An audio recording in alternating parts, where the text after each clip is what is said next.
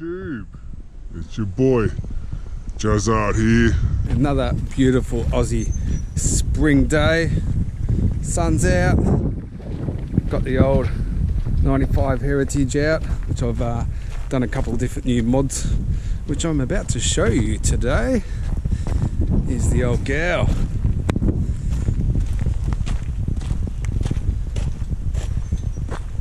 Some new straight risers there. They're 4.5 with the original top clamp on there with the Harley logo. It used to have the 8-inch pullbacks which set the bars right back, but this is a lot more comfortable and looks pretty badass as well. Got the little Art Deco visor there, the headlight little trim ring which sets it off from the other two. All polished up. A new air cleaner that I scored for $50. I thought that was alright. It's still got the pretty clean riding. A lot better than the old bashed out one. Put the old exhaust on there, the original one, with the header crossover tube there, and old set of turbo tapers. Not the original ones, obviously. The original ones had little fishtail on it. And getting it ready for a roadworthy.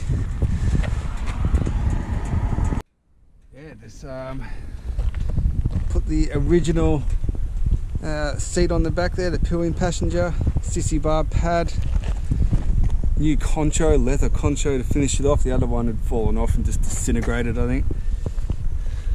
Original rear luggage rack with sticker,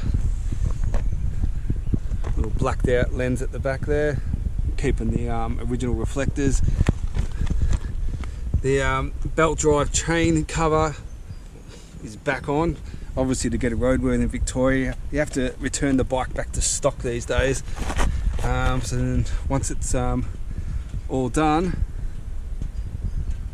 then I can make my own exhaust. I'm thinking old school upswept fishtails, maybe some high and lows if I can get them, and make something here coming at the back. So I can still take the misso on the back. Yeah, boy, loves it. See how she sounds.